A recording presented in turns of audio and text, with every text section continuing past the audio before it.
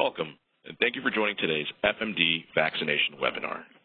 Before we begin, please ensure you have opened the WebEx chat and participant panels by using the associated icons located at the bottom of your screen. Note that all audio connections are muted at this time. If you require technical assistance, please send a chat to the event producer. With that, I'll turn the call over to Liz Fernandez. Please go ahead. Good morning, everyone. I'm Liz Fernandez with the Professional Development Services Branch, and I'd also like to welcome you to today's webinar. Our speaker today is Dr. Darrel Stules.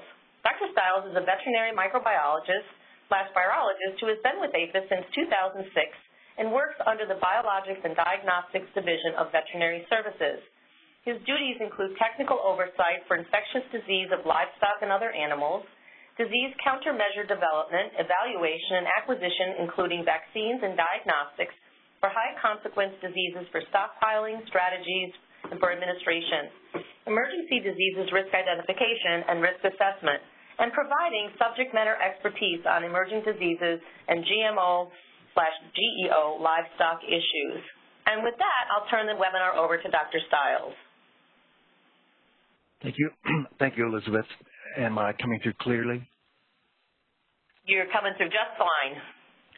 Okay. Morning, everyone. This will be just a brief overview of vaccine prioritization and considerations for FMD vaccination. Some of this material you've seen me present before, so the slides will be recognizable. I'm going to go through the virology and epidemiology relatively quickly, since everyone I think on the call is familiar with that, and then we'll talk more specifics about vaccine planning and prioritization. Whoops. Okay. So FMD is the coronavirus, and I think everyone recognizes that other viruses in that family would include polio, hepatitis A, hand, foot, and mouth disease, which often gets confused with it, and Seneca Valley, as everyone who has to work with pigs is well familiar with. It's an RNA virus, non-enveloped, which means it's resistant to some of the disinfectants, but it can be, premises can be decontaminated if necessary.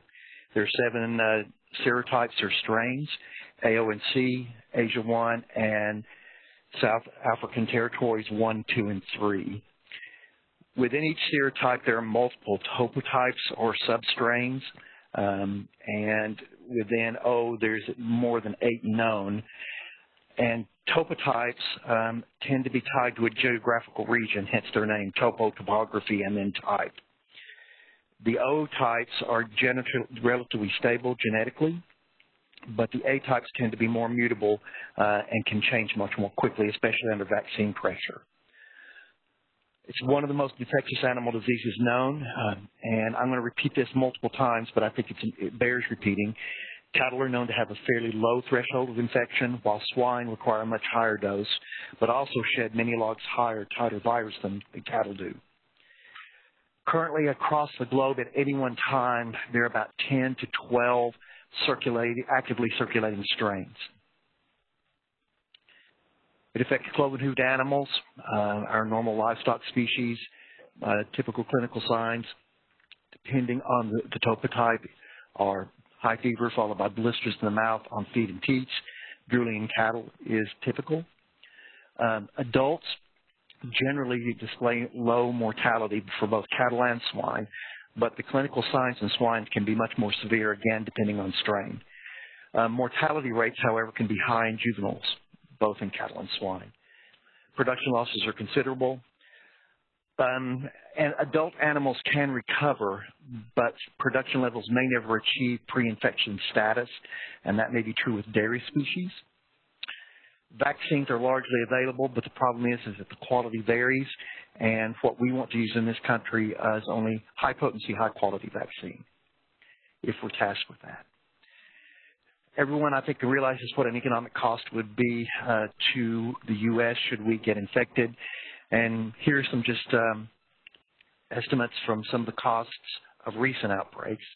UK outbreak in 2001, and then the Korean outbreak, which is still ongoing, started in 2010, but this was an estimate from that. Some papers have estimated a U.S. Midwest outbreak could exceed $200 billion alone in losses, and that's just for the Midwest. And probably the biggest blow would be loss of our long-term export markets. So again, thresholds of infection for cattle are low. For swine, they're relatively high. Viral shed rates in cattle are relatively low by comparison to swine, which can be very high. And pigs do amplify the virus, and there has been documented cases of aerosol transmission. Feral swine may also become infected, so that if that compartment becomes involved, it complicates things as well. Mixed-use farming, where we have cattle adjacent to swine, may increase the risk and complicate control because you've got to kind of balance off between those two species. However, when you have largely a monoculture, like in South America, where we have mainly large cattle herds, success for control has been feasible through mass vaccination and ongoing vaccination of those species. So the consequences of FMD outbreaks, certainly disruption to commerce is one of the primary ones, along with animal health issues. We would lose our export markets for an indeterminate amount of time. It's important to realize that collateral markets like grains and forage may be impacted. Ukraine in 2013 embargoed grains and forages from countries affected both with FMD and at that time ASF. Stakeholder impacts cannot be ignored. There is a huge emotional and as well as an economic loss to the stakeholder. So in any outbreak, we would certainly have to attend to that. Disruption in importation of stock or fetal cattle and feeder pigs would disrupt the market chain, but of course, with our export markets gone, we may not need the additional input. Public anxiety, that's being ameliorated somewhat by the animal industries themselves. They do have dark websites ready to go to reassure the public that this is only an animal health issue, not a public health issue. But there would be definitely strained local, state, and federal resources in trying to respond to an outbreak, and the recovery time would depend on the extent of the outbreak. And just because we may achieve OIE eligibility for trade doesn't mean we can start trading the next day. That may be long-term discussions with key trading partners who will need some sort of reassurance that we are indeed free and we can prove it. So FMD is an infectious disease and an economic disease. The common operating pictures from North America, I don't think is any secret to any of you on the phone. Our two biggest trading partners are to the north and south of us, and there's quite a bit of trade that moves across that border every day. So we are essentially one large trading block, and it's likely if any one of the partners get infected that the others are put at much, much greater risk. FMD continues to expand, although in some countries in South America it has been largely contained, except with some trouble areas like in Venezuela and then their neighbor Colombia. The last time we had an outbreak was 1929, Canada was 1952, and Mexico 1954. So we've enjoyed a long period of disease freedom, and that's due to our trade safeguards as well as our geographic isolation. However, the global livestock numbers are greatly increased. Studies have shown that when people become more affluent, the first thing that they spend money on is not electronics, but it's in fact protein. So the demand for protein has gone up. Concentrated livestock operations may increase risk and exacerbate consequences, but they're the price we pay for our production of food to make it affordable. Animals are certainly more mobile than they had been in the past, both in terms of products and then humans as well, who could potentially act as fomites. Increased international trade, and that also includes contraband. We can't stop everything coming to the country, but certainly there's an increased international trade, which can put us at risk, but it also is what we pay, the price we pay for increased economic performance. There's also the issues regarding unanticipated serotypes. A few years ago, Egypt, which was widely vaccinating, had an SAT2 rise out of Central Africa, and it caused extreme devastation in their cattle herds. A new strain that had come from the Indian subcontinent, Asia genotype 7, as well as Middle East, South Asia, 2001, quickly spread across the Middle East. And there are potential trade-related diseases that we also have to worry about, certainly ASF, CSF, as well as others. And our trade safeguards are in place to try to ensure that we can also exclude those as well. So there's been a worldwide increase in FMD with somewhat of a significant drift in the A topotypes. And then, of course, there's always the bioterrorism threat. This is the presumptive FMV prevalence. As you can see, the countries in red is where it's considered endemic. And then you see some in the mustard color, which are intermediate sporadic. And then some of the varying positions in between. For example, most of South America is FMD-free with vaccination, or they have zones where they do not vaccinate. And then North America, Australia, and most of Europe is considered free of FMD, and certainly that provides us with a privileged trading status. We divide the world up into pools of the different types so that we understand what is circulating at any one time, and certainly there can be a lot of crossover between these pools. For example, there's been a lot of movement in recent years between Pool 2 and Pool 3. This is a slide from Dr. Jim Roth that is a way of dividing up an FMD outbreak into phases and types. So you can see down there that type 1 would be a small focal outbreak, where type 6 would be catastrophic and national. And then the different phases as the infection moves from one point to another along that type timeline as to what we might be faced with.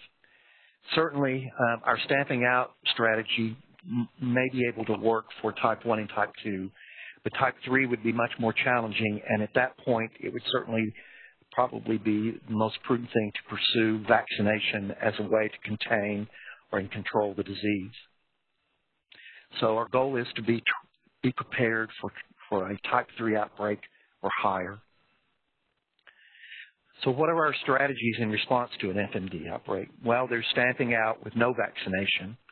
But of course that may entail a depopulation and disposal with a lot of biomass that needs to be remediated. So that can be extraordinarily costly and may not be the most cost-effective way unless it's a very, very small focal outbreak. When you depopulate and dispose of, your eligibility after your last seropositive animal is dead, BioA guidance is about 3 months afterwards. Equivalent to that is stamping out with emergency vaccination to slaughter. So that also has a 3-month timeline once the last seropositive animal is gone. And in that situation, we would vaccinate and then depopulate all seropositive animals to try to get back to FMD freedom. If the outbreak is too large, then we may have to stamp out minimally with emergency vaccination to live.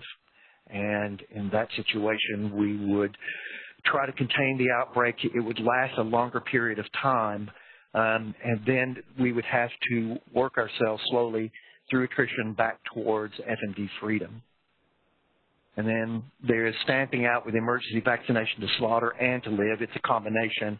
And then lastly would be vaccination to live without stamping out. And those are less likely because we would always want to try to regain our favored trading status. There are challenges to stamping out only, and certainly the mobility of animals, huge herds, highly concentrated areas, that would make it much more difficult for us to remediate that level of biomass. Depopulation alone in a feedlot of about 100,000 head could take up to 80 days just with our current methods. And the challenge of trying to remediate that kind of biomass through hygienic disposal would be tremendous. So is that really the best way to approach this? So we can see this is somewhat of an older map of bovine population by county. It's largely focused on the west. And we can see the cattle movement here as well. And our cattle populations are highly mobile, whether we're talking dairy cattle or beef cattle. But you can see that most of those roads lead somewhere into the Central West, Midwest. Swine, located both points of the east but largely in the Midwest. And for pigs, all roads lead to Iowa, basically. And they are also an extremely highly mobile population. And this animal mobility would certainly complicate any efforts for us to try to control and contain the disease quickly. Traditional response when we do depopping disposal, for cattle, we would have to use probably captive bolting. And swine, we could use CO2 and electrocution. Gunshot has been used in the past, but it's expensive and there are a lot of safety issues. To remediate the biomass, we just don't have sufficient render capacity, which is the most environmentally friendly, and burial has a tremendous number of drawbacks. Although it's acceptable where soil permits, recent outbreaks such as in Korea, where burial was done in not an appropriate fashion, resulted in having to exhume those burial pits somewhat about 3 months after the outbreak ended because they were leaking. So burial has to be carefully managed if it's going to be an option. Nevertheless, I think it's important to realize that it would be better not to have to do depop and disposal if we have another avenue available to us. So we have to figure out how to best respond to an outbreak by developing a balanced response strategy. How do we control the outbreak and protect the environment and yet limit economic loss and maintain the domestic food supply? So one of the steps that GS took is helping to lead the continuity of business plans. So we had the first one was the secure milk supply plan, followed by the secure pork supply plan, and then finally still in development the secure beef supply plan, which is a method for at least domestic commerce to continue in the face of an outbreak, even if we've lost our foreign markets. So it's important that these particular programs be implemented. We had similar ones in the HPAI outbreak in 2015 for poultry, and they work quite well, especially regarding egg products. So I think these plans have a lot of potential. So what would be our modified FMD response goals? Well, we've got to develop flexible and scalable strategies that would be proportionate to need. Ideally, we could detect it early, and that means that we have to have a vigilant producer population that recognizes clinical signs that would not be typical of what they would see normally. And our goal is to eradicate FMD if possible, but we can't destroy the industry by doing so, and we can't impede commodity movement, especially domestically. Stabilizing agriculture and the food supply and the economy while protecting public health is certainly a primary goal. And if immediate eradication is impractical, we can pursue things like strategic vaccination, managed outbreaks. Certainly we would implement enhanced biosecurity to try to contain it. People have looked at regionalization and zoning, and certainly we'll use that in the high path outbreak. But that's going to be a lot more challenging in an FMD outbreak. And, of course, we always try to use science and risk-based approaches for continuity of business. Resources that can help in planning would be the FAD prep, foreign animal disease preparedness and response plans, and those are available online, and also the secure food supply plans for your particular commodity. Another resource is the National Veterinary Stockpile. They provide the logistics, sample transport, equipment, and assistance for a number of things during an outbreak, but they do not supply vaccine. There is a logistics catalog that's available at a restricted site, and you need to reach out to the NVS directly if you'd like access to that catalog for your planning. So let's move into vaccination now quickly so that we can really begin to discuss why we came to this call. There are a lot of complexities in FMD vaccination planning. Again, there's 7 serotypes, and I've been asked in the past, so why don't we just vaccinate in advance of any outbreak? Well, the answer is twofold. One, we would lose our favored trading status, and secondly, we can't anticipate what strains we'll get. In those countries which are already vaccinating, they either have neighbors that are endemic or they themselves are endemic, and they know which strains they're going to have to vaccinate for. There are even some countries in the Middle East that have 7-way vaccines because they are being challenged on all sides of their borders to try to protect their animals. So, again, there are multiple topotypes within each serotype, and within the serotype, the topotypes may or may not be cross-reactive. So, O. panasia 2 may not be a vaccine made from O. panasia 2 may not protect against something like O1 campos, a challenge from South America. So there is some cross protection within the serotype, but not across serotypes. So an A largely will not protect against an O, and even within the serotype, the topotypes may or may not be completely cross-protected. So how do we determine what strains to include in our vaccine banks for the U.S.? Well, we really have 3 challenges. One is trade risk, and most of our trade occurs with our 2 neighbors to the north and south, as well as Asia. But our 2 neighbors to the north and south are FMD-free, but Asia is not. So we consider that a high priority. We do have some geographic risk from South America, but again, the South Americans have done a very good job on trying to contain it. And then lastly, we have bioterrorism risk, and certainly there are strains circulating in the Middle East and Africa that would be available to those people who would intend harm to the U.S. The vaccine that we're largely going to be using is Inactivated or killed. That's the most common commercial product. And there's really 2 categories of inactivated vaccine. We have high potency or emergency vaccine, whose potency is measured at 6 PDP50s or greater. And the U.S. has pledged to only use high potency vaccine in an outbreak. And this high potency vaccine is highly or ultra purified, and therefore it's DIVA capable, so we can differentiate infected from vaccinated animals. And then most of the world uses conventional vaccine, which is between 3 and 6 PD50s. And it may or may not be DIVA capable, but largely it's not DIVA capable. And the reason that is that in the developing world, people don't care about the trade issues. They only want their animals to survive, and so all they care about is suppressing clinical signs. So most of the world is using some kind of conventional vaccine between 3 and 6 PD50s, which we probably would not use. How is the vaccine stored? It's not stored as finished product, but as a vaccine antigen concentrate. So it's maintained in vapor phase liquid nitrogen. And depending on the manufacturer, the guaranteed shelf life of that concentrate is about 5 years. Some manufacturer will guarantee beyond that. Finished vaccine has a shelf life between 12 months and 18 months, generally. And it can be supplied as a single or double oil emulsion, so it will work in all target species, both cattle and swine and small ruminants. There is an aqueous-based vaccine, aluminum hydroxide, but it's only suitable for use in cattle.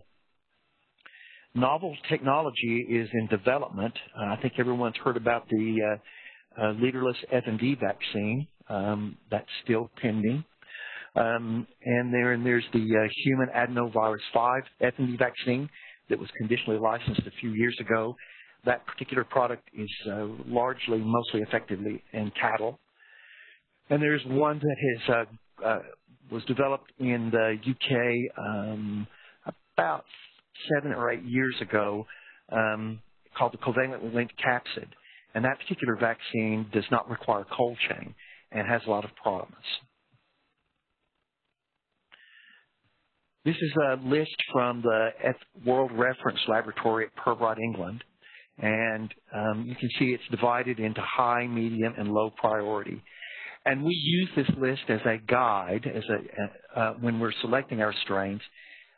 We don't necessarily follow it verbatim, but we base our selections, again, on those 3 risk factors: trade, geographic risk, and then bioterrorism.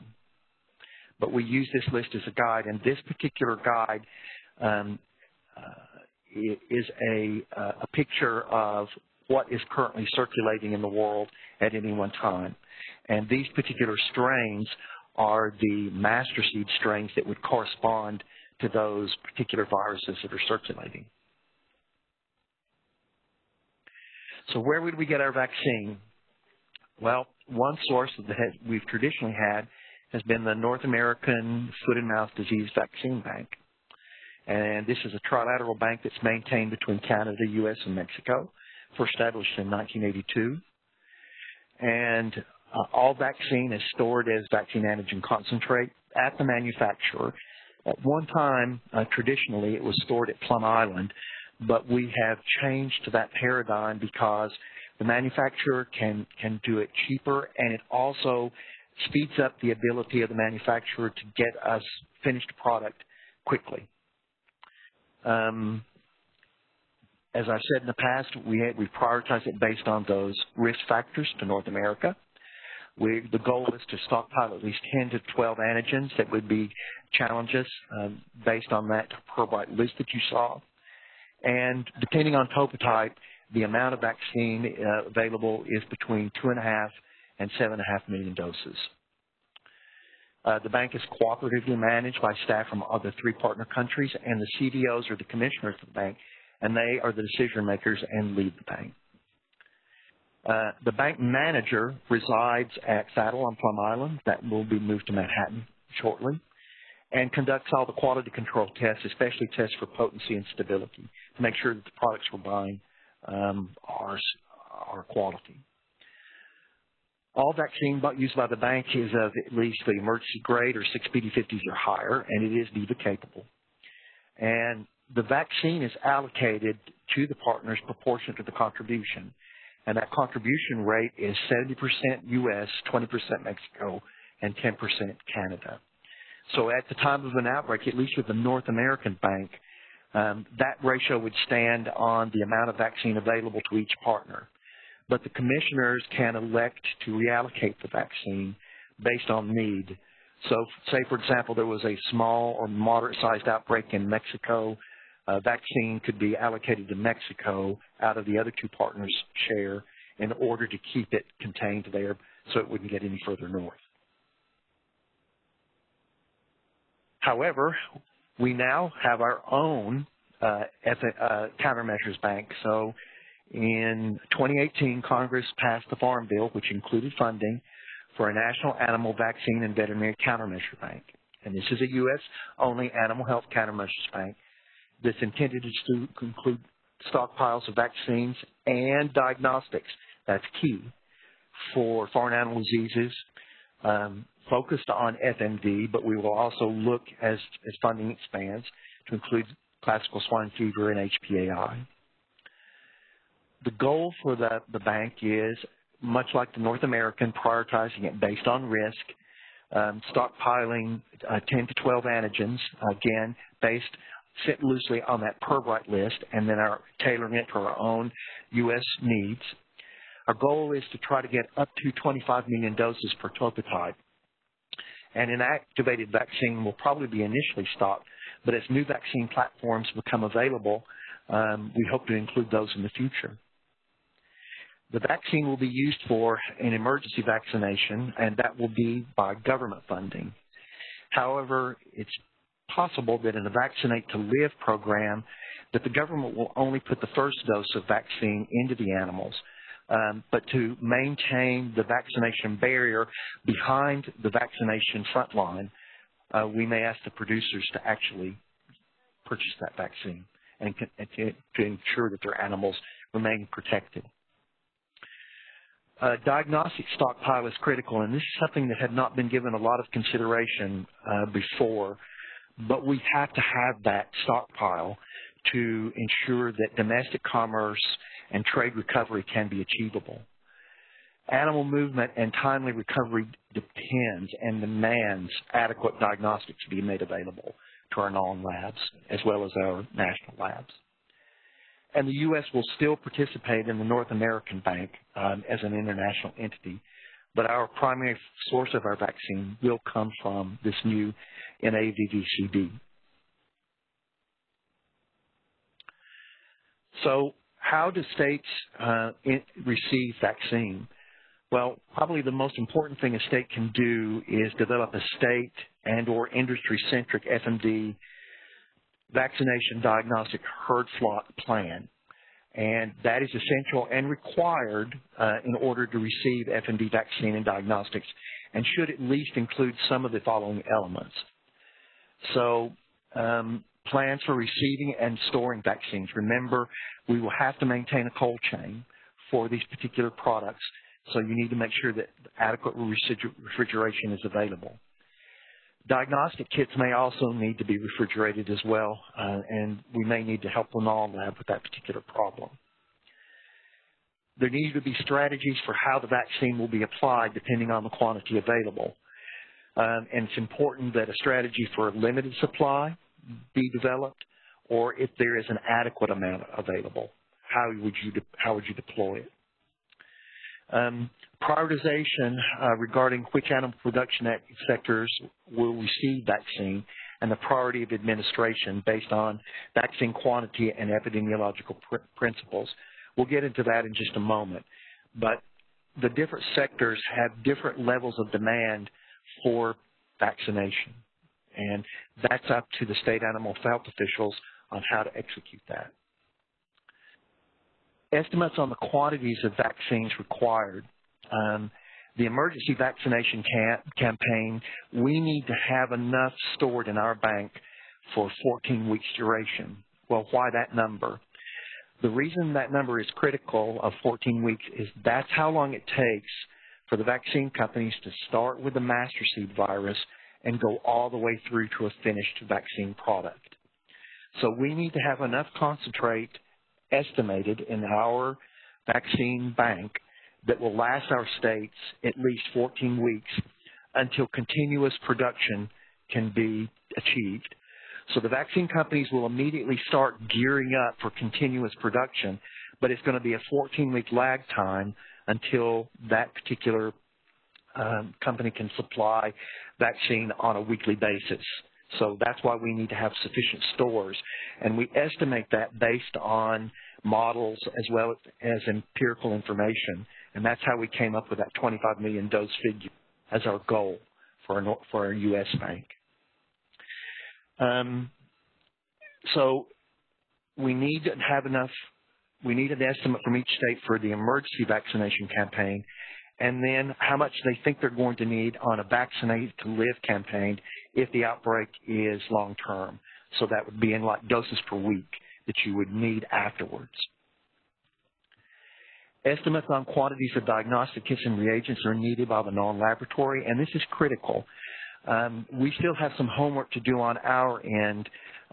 We're trying to determine which kits are going to be eligible, go through our validation process here on a national scale, as well as we need to develop the appropriate sampling algorithms based on the outcome of our validation procedures so that we can supply those to the non-lab.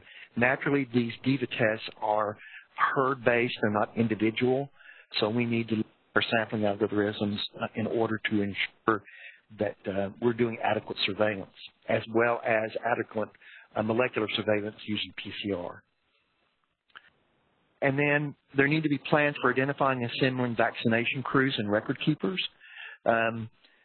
Accredited veterinarians may be the clinicians of record. They may be the actual entities that would take the information, ensure that the vaccine is being administered properly, and then record the particular IDs or the site information of what that vaccination was administered. But the vaccination will likely to occur under the auspices of that clinician of record. So we understand there are not enough veterinarians to go around, and we have qualified vaccination crews. If you're in a lot, certainly the cowboys there are more than capable of doing those vaccination campaigns. They do them every day. But the accredited veterinarian would probably be a clinician of record to make sure that the animals are being ID'd or at least recorded properly. So how much vaccine does each animal need? Well, adult cattle will require 2 cc's of high-potency vaccine, and then that should be sufficient to protect them, depending on the virus challenge and the particular strain, for up to 6 months.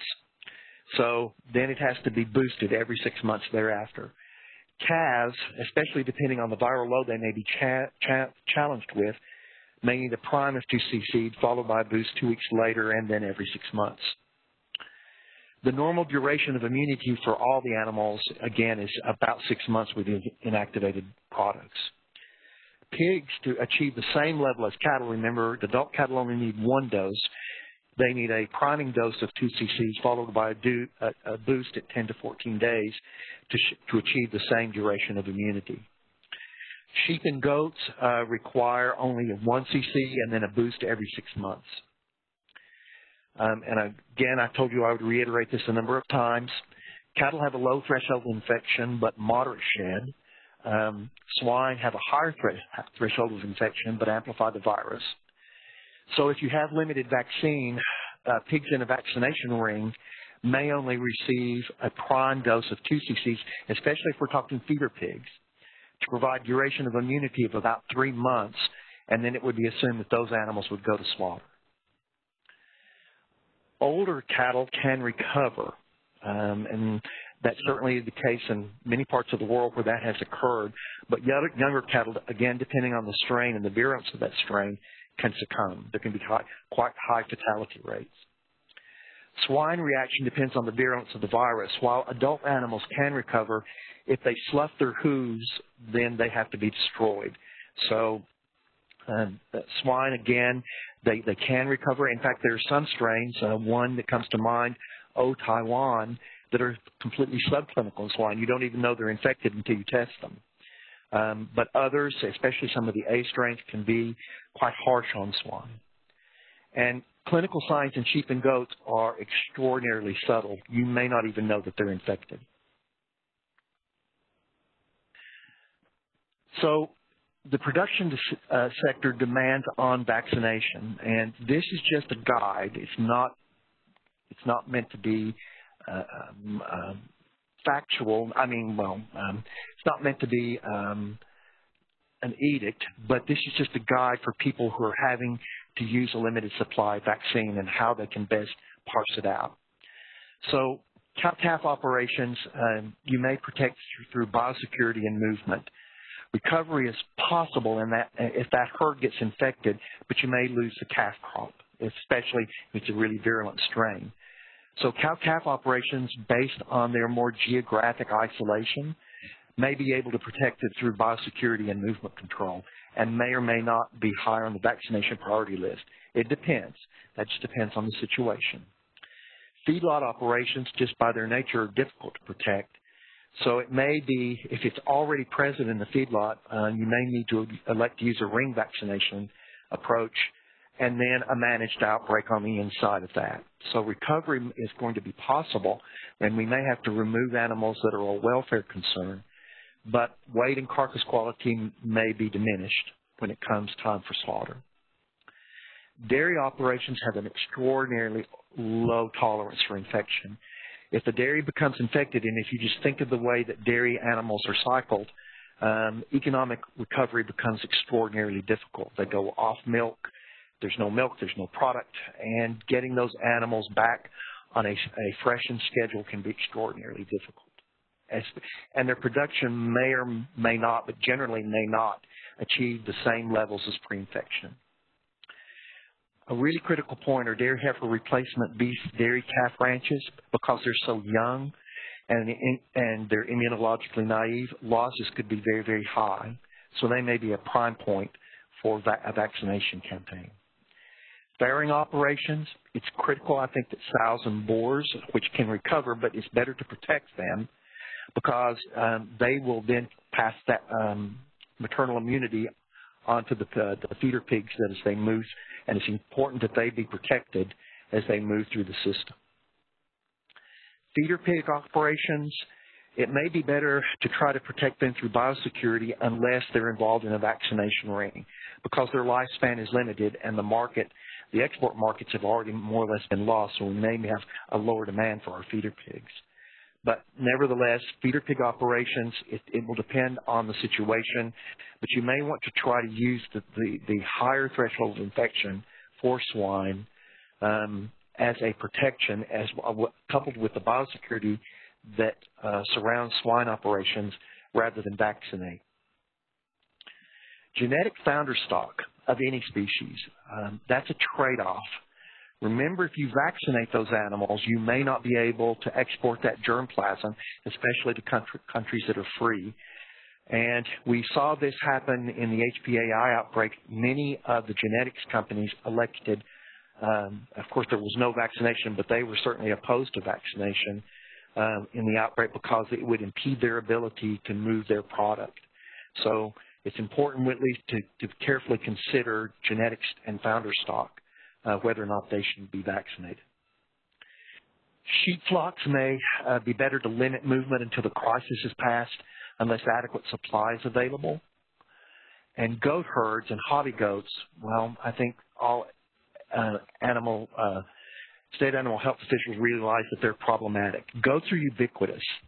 You can go to a horse ranch and you can find goats because they're there to keep the horses company. You can go to hobbyist farms. So goats also largely move outside of commercial channels. You do see them at the sale barn, but most of the goat sales, at least that I'm aware of personally, occur person to person rather than going through any kind of monitored commercial channel. So goats, I think, bear watching. When supplies of vaccine are limited, so are your options. So we can depopulate and dispose. We can prioritize vaccination of cattle, and this has been done in other parts of the world. And what that does is it prevents spread. Because cattle, remember, have a low threshold of infection, if we can prevent them from getting infected, then the pigs, coupled with the biosecurity of their operations and their higher threshold of infection, may be spared. So if we have a limited supply of vaccine, you may have to consider prioritization and limiting what vaccine you have to the free-ranging cattle to prevent them from getting infected. But that's just a suggestion. You may elect to employ ring vaccination in an attempt to restrict spread and either depopulate or have a managed outbreak on the inside of the ring. And in red here, I think it's something that bears careful consideration.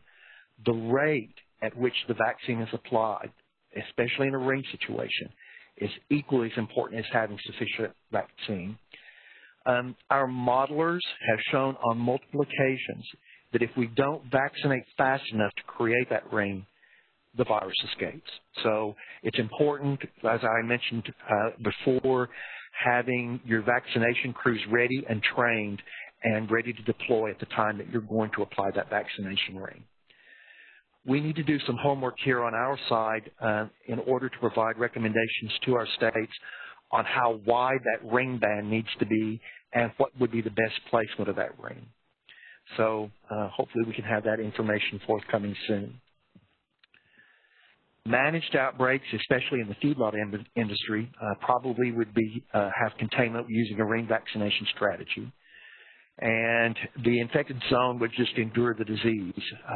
Those animals that are of a welfare concern would be removed from the population through depopulation. And infected cattle would be allowed to recover. Infected swine, again, that's going to be dependent on the virulence of the particular virus.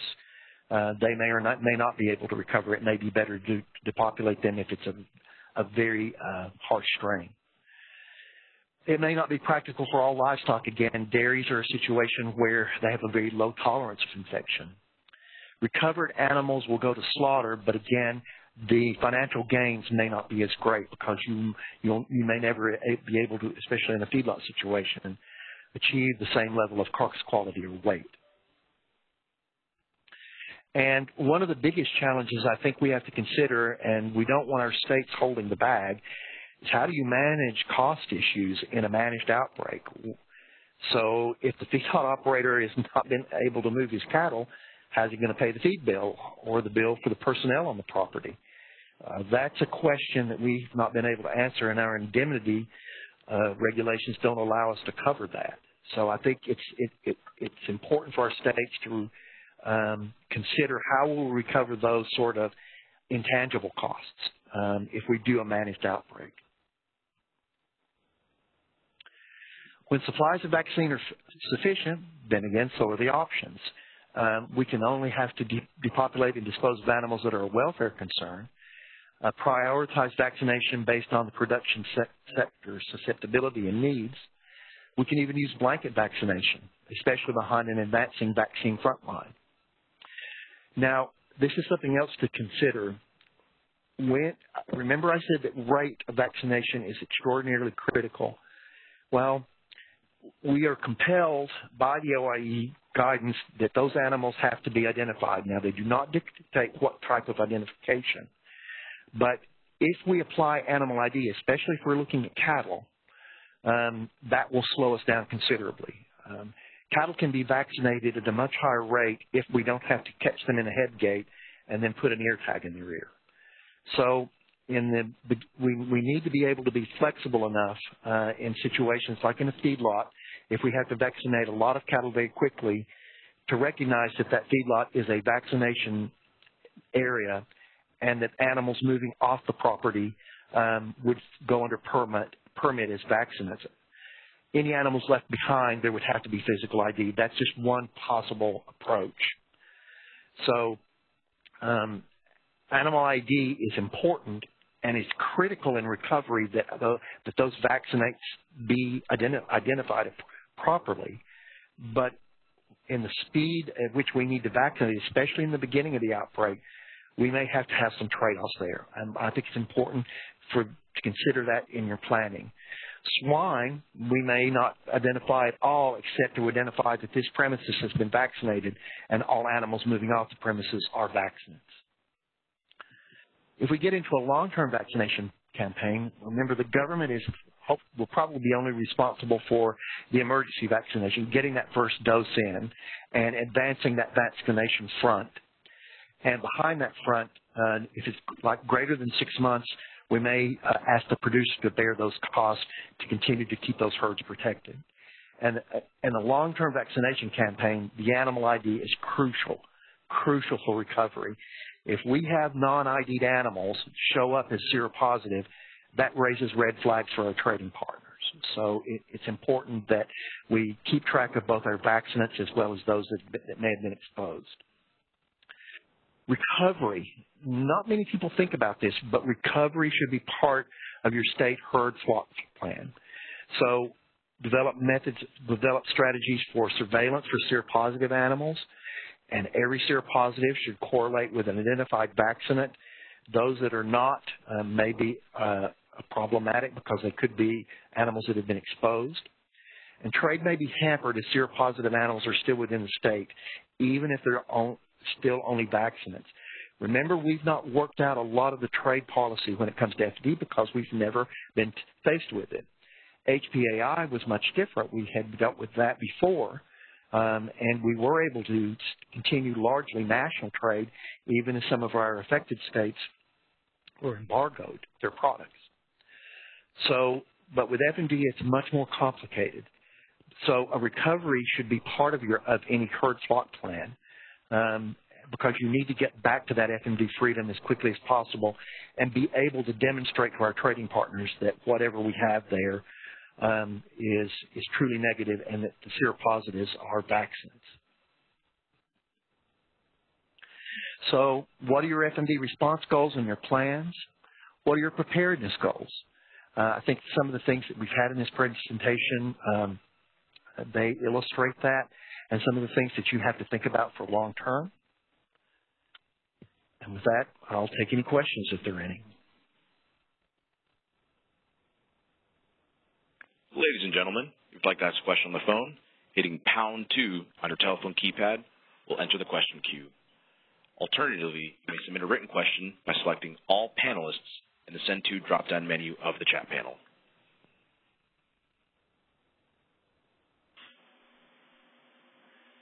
I just want to also let everyone know that we will be sending out the PowerPoint, Darrel's PowerPoint, in a PDF file once I get everybody's email addresses that attended.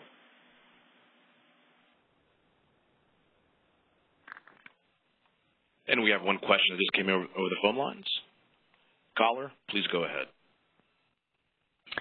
Yeah, hi, this is Dr. Porter Spalding with the Training Exercise Program. And I just want to, while you guys are thinking of your questions or writing in your questions in the chat, I wanted to let everybody know that we appreciate Dr. Stules getting on today and really kicking off this effort at what will be a series of webinars that will be supportive of our FMD vaccine exercise series. And for states that are listening today, we already have an FMD vaccine workshop and the beginnings of a template for a plan.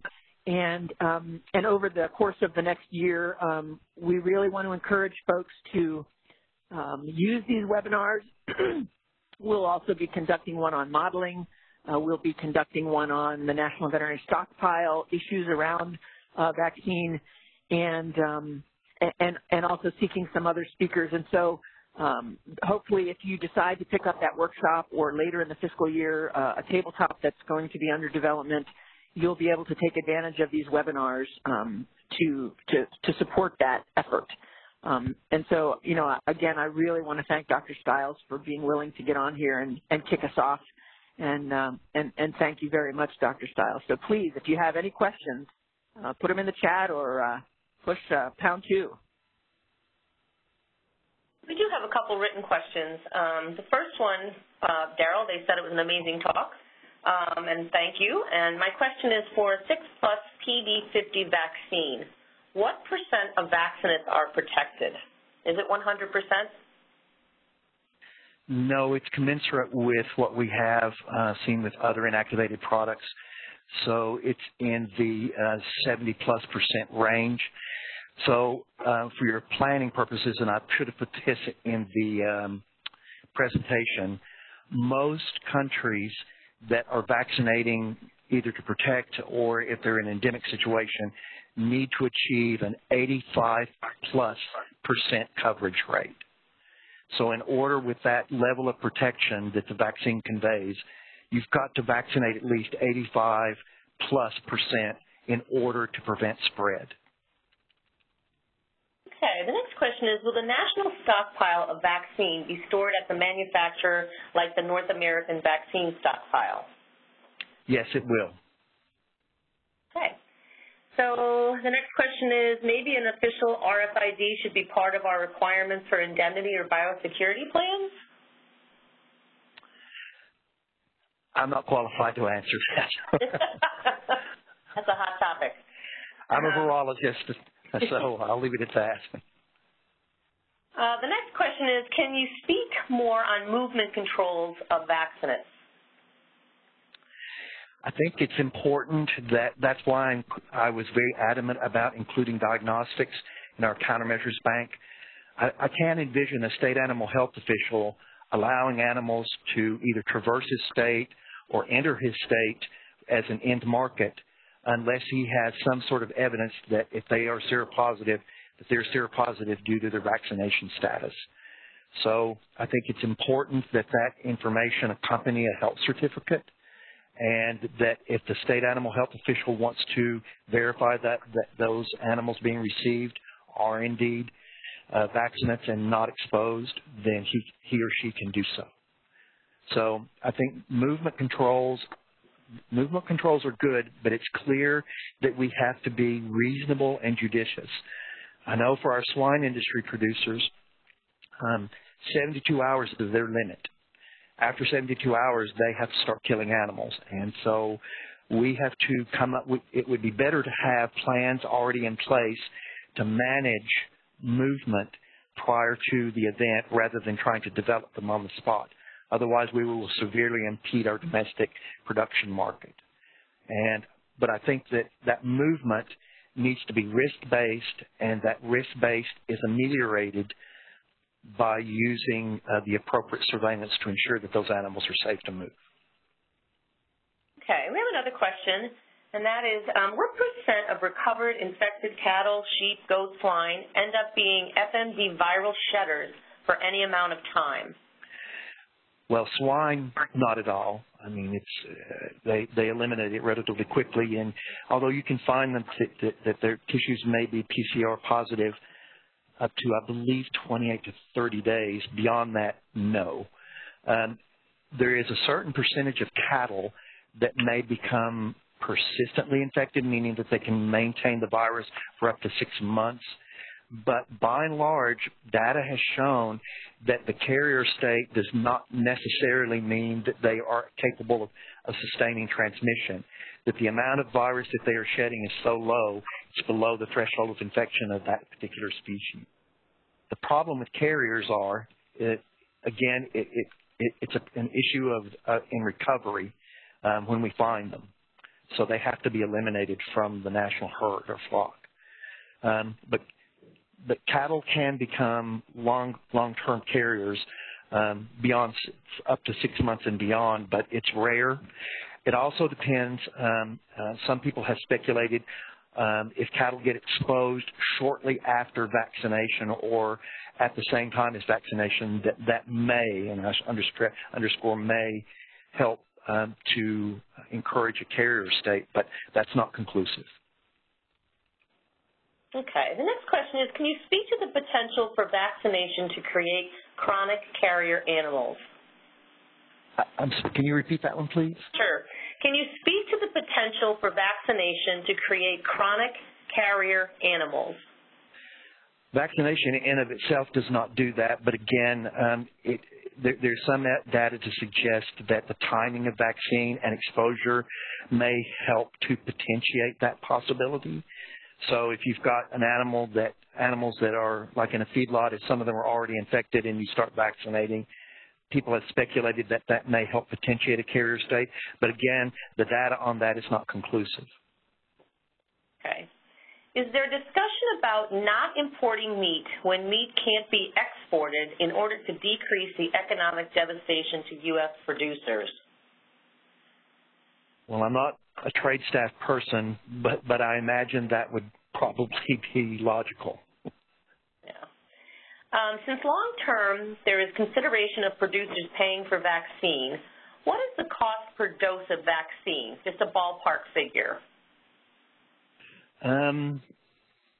I think that's going to depend on the contractual arrangements and the particular manufacturers that we use, but I believe generally it's probably about $1.25 to $1.50 a dose is kind of a ballpark figure.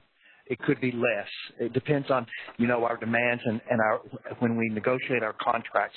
We haven't fully stood up our U.S. bank yet, and those types of costs have not been calculated.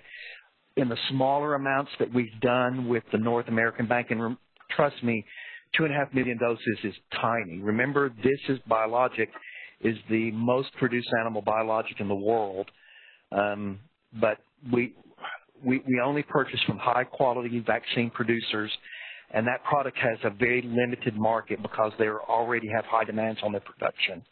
And so it may be more expensive that way, but in the long term, when we fully stand up our U.S. bank, those costs may go down. I can't anticipate that. I'm sorry. Do we have any verbal questions in the queue? There are currently no questions, but as a reminder, hitting #2 will indicate that you have a question. We have one more written question that just came in. It says, are you aware of any recent outbreaks that have been successfully managed with vaccination? And if so, can you speak to it? Well, the South Koreans certainly are managing their constant challenge due to their neighbor to the north through vaccination, and they also continue to have animal movement within their country, but they have a robust system of testing using a DIVA strategy for those animal commodities. Japan was able to eliminate their FMD outbreak in 2010 and 11 through the use of vaccine and then slaughter. So they got back to FMD freedom by vaccinating and then slaughtering all the seropositive animals. Okay. Do we have any additional questions?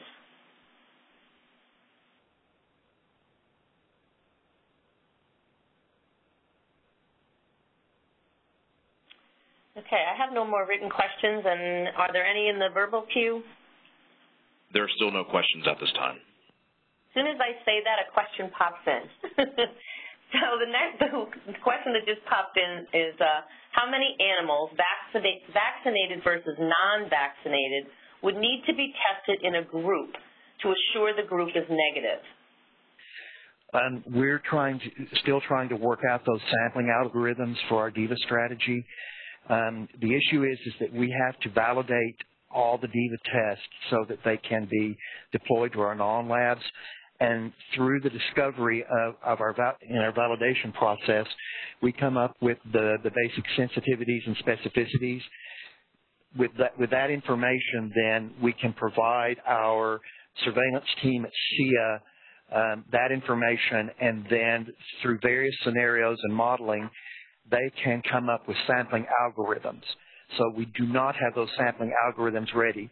For example, using molecular surveillance like in poultry, we know we can pull up to, I believe it's 11 swabs per tube and still do the sampling.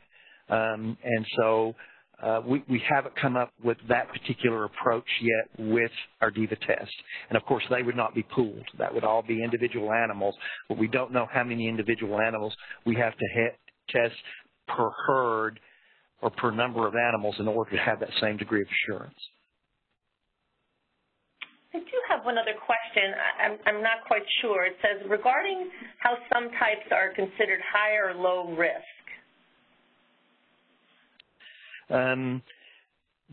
They're certainly, well, I think any of them would be considered high risk, even if it's a low risk strain based on the Pirbright list. We had those strains that are high, low, moderate, and low concern.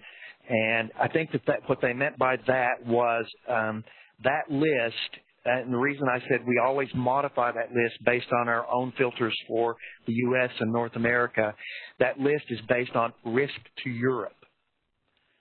And so that's why they use that artificial label of high, medium, and low risk. That's based on risk to Europe that the Pirbright Institute publishes. We use it using the other filters of trade, geographic risk, and then bioterrorism.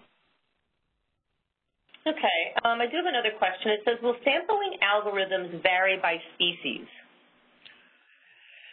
It depends on whether or not the diagnostic tests vary greatly in their sensitivity and specificity. Okay. Are there any additional questions?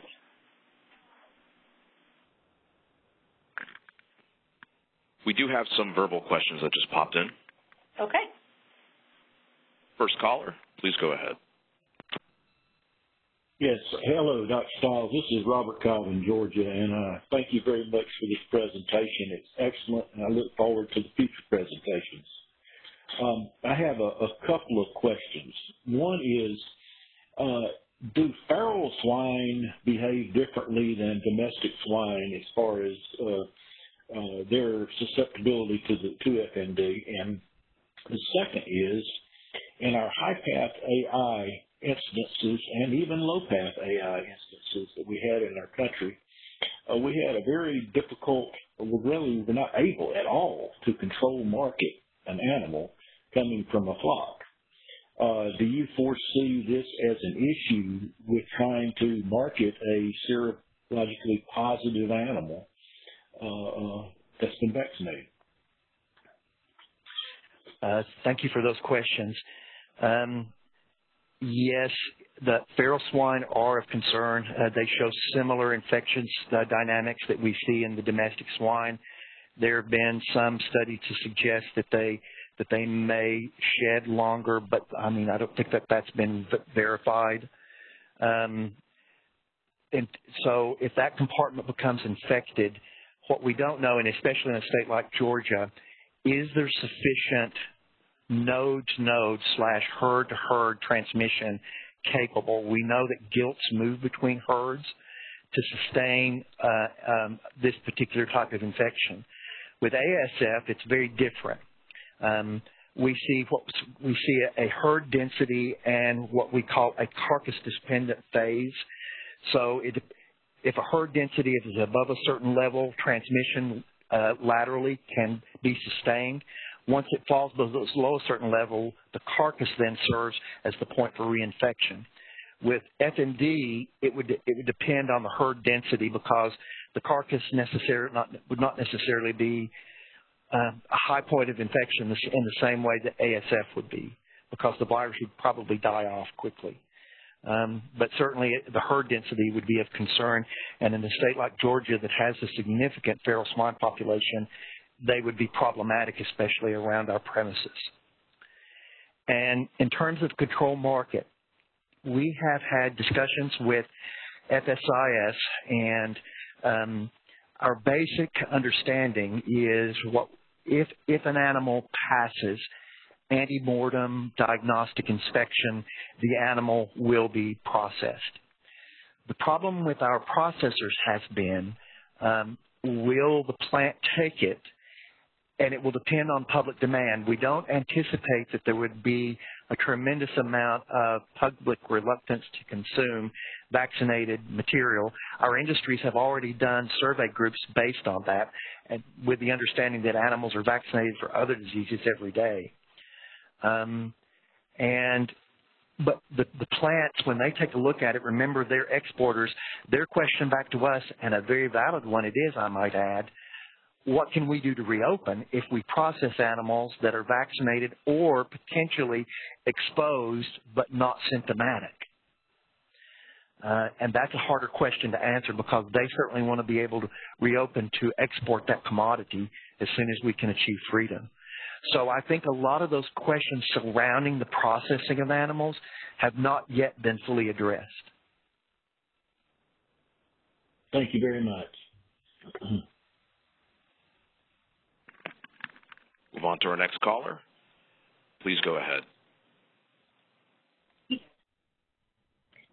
Yes, you may have answered this already and I missed it, but I was just curious as to what the duration of time from vaccination to be considered protective for the vaccine. Sure. With high-potency products like we're going to be using, a single dose in adult cattle would be reasonably expected to protect that animal for 6 months. And then, therefore, we need to boost every 6 months thereafter. With a younger animal, calves, many countries, especially if they're challenged with a high viral load, will prime that calf with a vaccine and then boost 2 weeks later and then every 6 months thereafter. Again, with swine, to receive the same level of duration of immunity, 6 months, you have to prime and boost regardless of age. Okay, I'm sorry, I may have miscommunicated, but I mean from the actual time of vaccine, are you saying it's immediately protected at the time of vaccination? Oh, no. That depends on a number of factors. The animal itself, the particular viral load challenging the animal, how much virus is actually in the environment, and the strain. So generally, and this is just a generalization for cattle, I'm less certain of my swine statistics, but generally in cattle, 72 hours after vaccination, that animal may be resistant to clinical signs, but may still become infected. By the time that cow is about 10 days along post-vaccination, it is somewhat resistant to disease at that point. Okay. So that's just a general guide. With swine, I think you need that prime and boost in order to achieve the same level of immunity. Thank you.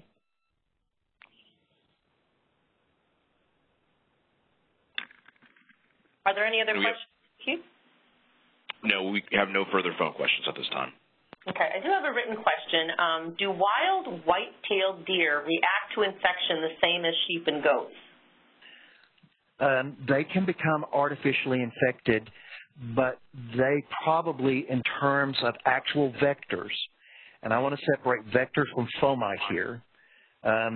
As a vector of disease, meaning an animal that's actively infected and spreading, they probably would not play a significant role in spreading the disease. This was what was observed with roe deer in the UK, which react similarly. They were not considered high epidemiological risk agents as vectors. As fomites, if there's a tremendously contaminated environment, they may carry fecal material from one pasture to another on their hooves. So they could mechanically carry it, but in terms of their actual spreading of disease through infection and shed, that seems to be much less problematic. Okay, we do have one more written question, and it's, is there vaccination recommendations for farmed cervids, such as elk and white-tailed deer? Not to my knowledge. But I would have to do some homework on that, but not to my knowledge. Okay. We have seen zoo animals that are susceptible vaccinated in the past. Generally, these are in the countries of origin. For example, in India, in some parts of the country, they routinely vaccinate their elephants for FMD, which are susceptible. But we don't know how the vaccine would behave in many of the species beyond our primary target species. We don't know the duration of immunity, and we lack a lot of the vital statistics that would help us to develop a policy for those animals. Okay, well, we're nearing the end of our time. So if we don't have any additional questions, I'd like to thank Dr. Stules for his wonderful presentation. We do have a lot of thank yous in the written chat box. And I'd also like to thank everybody for your participation today. We will be sending out information on future webinars in the next week or so. So watch your email. All right. Have a great afternoon, everyone. That concludes our conference. Thank you for using AT&T Event Conferencing Enhanced. You may now disconnect.